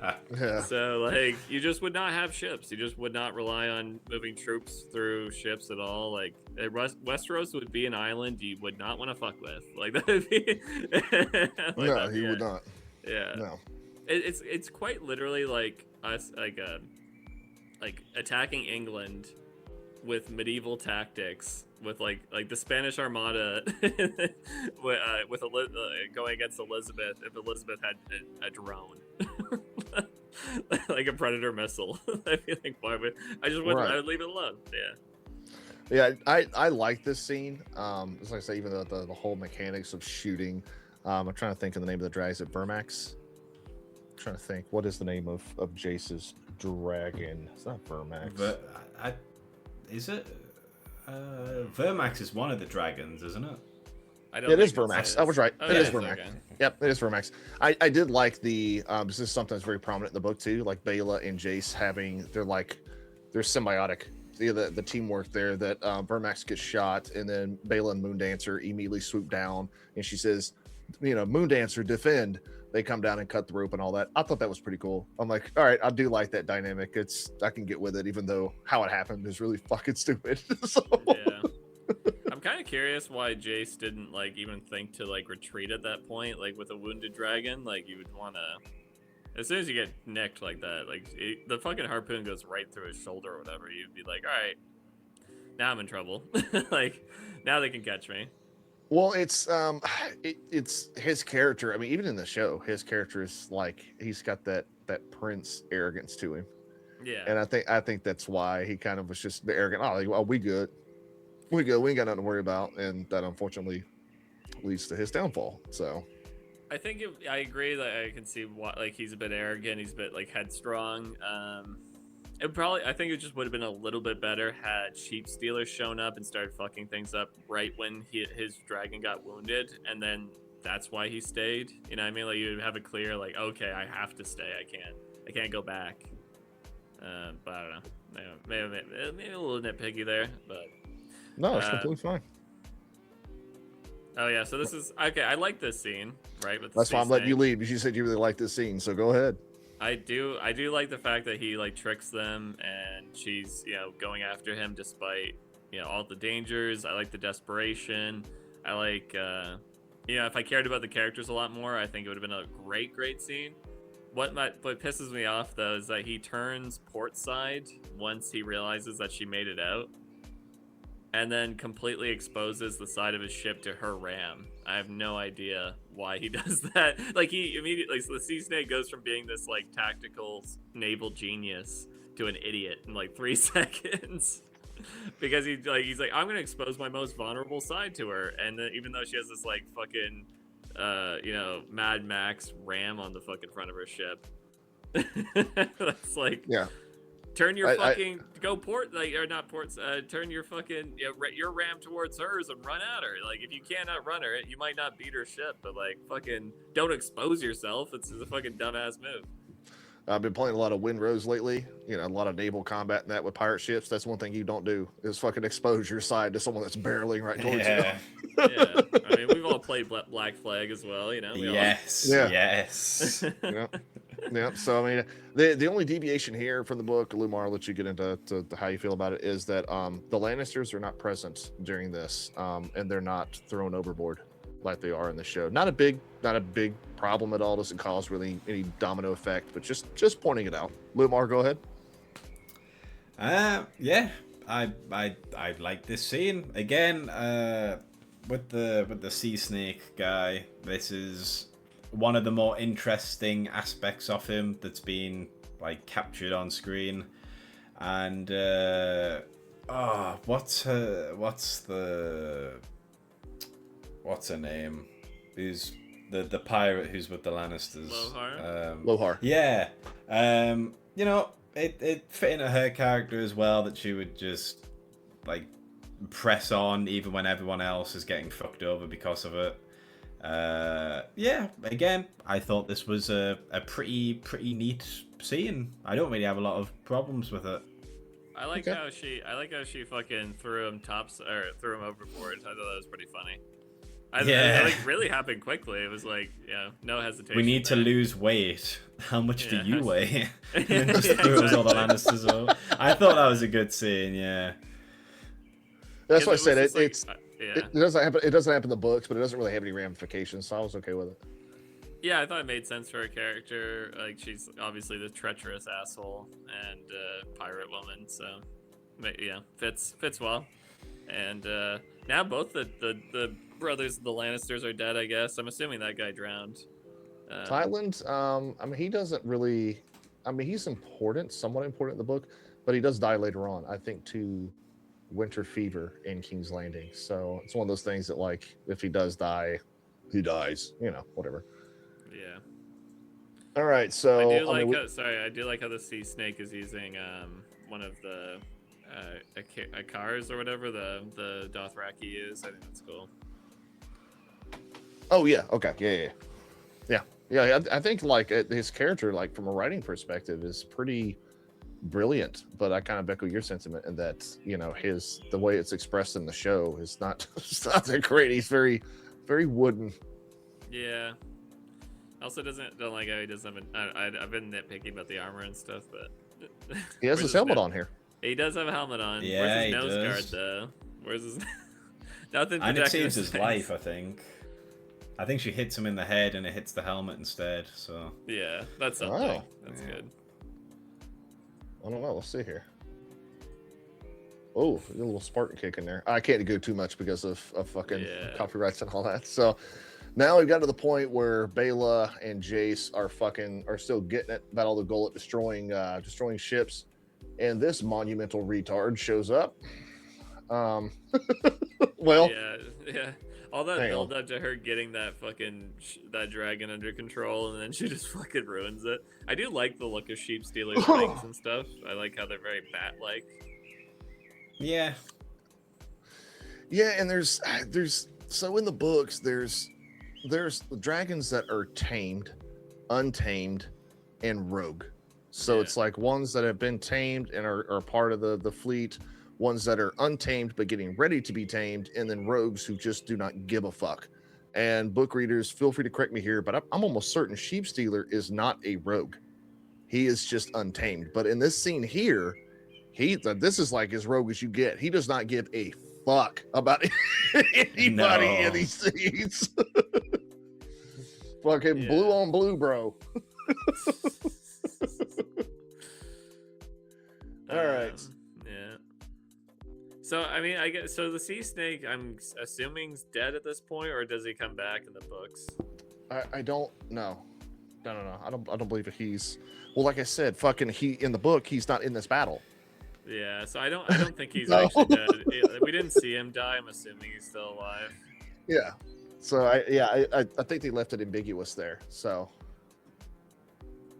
I don't know where we want to pick up. So much stuff is happening very quickly here.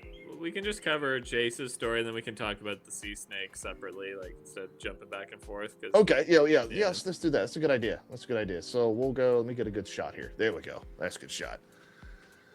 So yeah, we'll just conclude this storyline here with the Battle of the Gullet with Jace and all that. So I'll lead off by saying, source material wise, okay. There's Jace dies here. They take a second shot from the miracle fucking hook Scorpion. thing, right? Yeah. And he dies. Okay. My biggest concern, and where a lot of concern of the source material folks are coming from, is that in the book, Jace's body goes unfound. His body actually sinks to the bottom of the ocean, and that becomes a source of unresolved guilt and grief for Rhaenyra. And kind of drives her as a ruler moving forward. She becomes a little more emotional, tyrannical, and all that. Because there is such a thing as knowing that someone died and being able to say your goodbyes and to see their body and to come with that, get that, what's the word I'm looking for here? Not the resolution. You get what I'm trying to say. Like come to terms with it, I guess. That wasn't the word, but that's what I'm getting across there. So yeah, come to terms with that. And then, you know, that not happening. Which Closure happens is the word. Yeah, closure. Thank you. There's a difference between getting closure with the death of a son or a family member, whatever, and then, you know, not being able to. In the book, she doesn't. So the fact that we kind of here at the end, we see his body floating towards the top. I hope they don't change that and fish his body out and allow her to say goodbye to him, because that's going to change quite a bit in her mannerisms. Yeah. How did they even kill the dragon? Because I know how they killed the dragon, but I mean, wasn't the whole point of like the later seasons of Game of Thrones is they have to make a specially constructed crossbow to kill dragons, but then this one seems to just get impaled by a harpoon gun. Well, it's not that. He gets impaled, but there's a massive weight attached to the bottom of it. So it's just sinking to the bottom of the damn ocean. It's just drowning. Yeah, the other, I guess, like, if you want to get specific, the harpoon they make in Game of Thrones Season 8, which is, like, hardly even canon, it's just like a fucking, like, it's like a fucking rail gun. It just goes right through the dragon and kills it immediately. Whereas this is, like, not, you can see how it's not, like, really penetrating his skin as much. Yeah, fair enough, actually, fair enough. Yeah. And they do, to be fair in the lore, like the Dornish are able to kill some dragons with that, and that's part of the reason they go unconquered for so long. Yeah, fair enough then. Yeah. Well, I'd also like to take this moment too to bring this up, because I don't know where we're going to kind of put it in there, because it's just the show entirely omits this. So at this point in the story, Rhaenyra actually has, and I think they've been shown once or twice. Rhaenyra actually has two other sons, Aegon III and Viserys, two young boys. During this point in the book, those two boys are actually being transported to Pentos, and the Triarchy catches up to them. The Triarchy kills everybody on board. Viserys dresses himself up as kind of like a ship boy, I guess you could say. So he's able to hide like who he is, but he gets sold into slavery and bounces from owner to owner to owner over the years. But most importantly, Aegon III is forced to watch his dragon, I believe is it Stormcloud or Stormchase? I think it's Stormcloud, is forced to watch Stormcloud die on a beach. They force him to, which really fucks with him moving forward. Like, it disconnects him from pretty much people altogether. It kind of makes him resent dragons in a way, and shapes him as king later on. So right now it's not a big deal, but we don't know how far the show is going to go. If they introduce Aegon III as a king, or Viserys, as royal blood or whatever may have you, a lot of their backing that makes them the characters that they are is not going to exist, because they completely omitted that scene in the show. So just pointing that out. Yeah. I mean, like, I can't remember even how old her, like, the baby, they're like babies still, aren't they? Like, they're pretty young. Well, let me tell you this. You guys are going to go, well, that's fucking stupid. So the reason why Ryan Condal did not include the two children in this scene is because he said the actors would have had to have been really young. And he said that particular scene would have psychologically scarred the child actors. And that's why they decided to omit it, even though last season they literally killed a kid. Yeah. Right. There's so much fucked up shit that happens to Arya in season, like, Game of Thrones. Like, what are you talking about? Right. like that's like the whole fucking show is traumatizing children. Like, fuck off. Yeah. So it's another one of those things, just like I've been talking about the source material throughout this video, that right now in this moment, everything is okay. But depending on how far the show goes and how many characters they introduce and how far they stretch the story, there's going to be some massive ramifications in the future. We're talking like, season 3, season 4, whatever they decide to do. How many seasons have been greenlit for this show? Like, is it 4 seasons? Let's see here. How many? Give me a second. I'll give you an answer. I'm almost certain they're doing 4.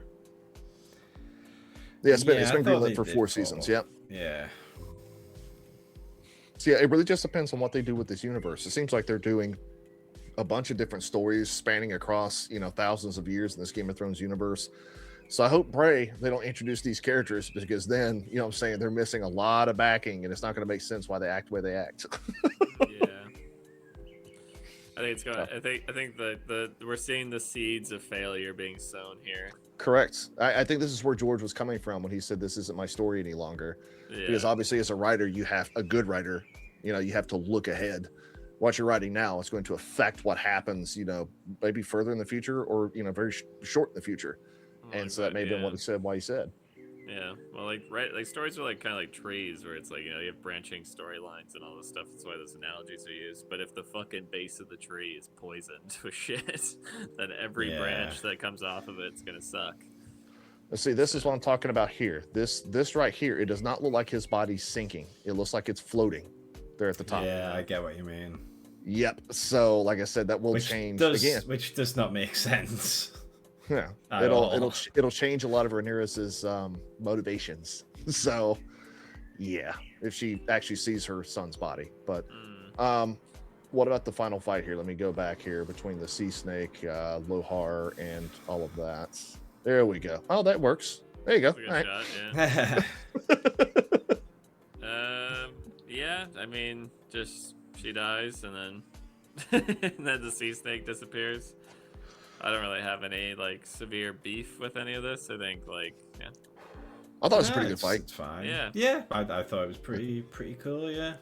I will say Doesn't I really appreciate seeing like medieval naval combat in something. You don't see it very often in like television shows and video games too often and movies and stuff. So I do like that they're doing it, and yeah, you know, it's fun. It's good. I like a good swashbuckling naval fight.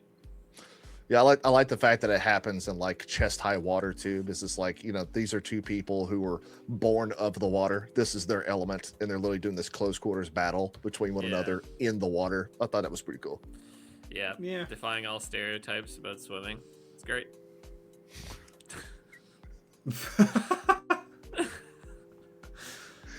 Yeah, see, this ain't going on your channel no more, so you just gonna say what the fuck you want to say.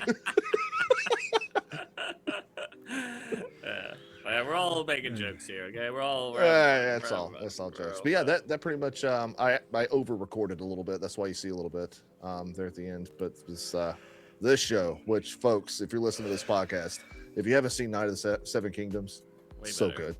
Way better. God, it's so Yeah. fucking good. Yeah. Yeah. All right, let me Yeah. roll. Let's see here. Is it group layout or is it crop layout? I don't know. Oh no. All right. Oh no. So I mean, thoughts moving forward. I mean, like when we were watching Night of the Seven Kingdoms, I don't know about you guys, but I was excited to see the new episode every fucking week. I was like, dude, I can't wait to watch Night of the Seven Kingdoms. Are you getting that same vibe from House of the Dragon, or is it just like, is it? Let me put it this way: on one side of the scale, you have Night of the Seven Kingdoms. On the other side of the scale, you have The Boys. So you have love and loathe. Where are you guys at on that scale? More towards The Boys, probably. I mean, I think. See, the thing is, considering the budget that these shows get, I don't know if me enjoying like the looks of them and the costume design and the CGI, like I don't know if that is like a positive technically, because it's like if they were fucking that up with the budget they had, then yeah, that's more problems. I guess I want to see more Matt Smith, and I want to see you know, more battles, and I want to see people getting the fucking shit stabbed out of them. But I don't know, like most of these characters I'm not really too invested in, so maybe he's also Aemon. Be interesting to see what he's doing, but yeah, I don't know. Not that fussed about it to me. I mean, I'm gonna watch it. I'm gonna see where this goes, but yeah, it's just kind of meh at this point for me. I think you really summed it up. You put this in the Discord, Loomar, where you said, so House of the Dragon continues to be another show that just kind of exists. I think that's where I'm at with it, where it's like, yeah, I watched it. Did it affect me in any way emotionally? No. Did I enjoy it? No. Did I feel any kind of feelings of excitement for the next episode? No. Do I hate it? I mean, I think I'm pretty harsh on it, but I don't have the same, like, this is subjective, but I don't have the same kind of like emotional grip that I do like with The Boys and stuff like that.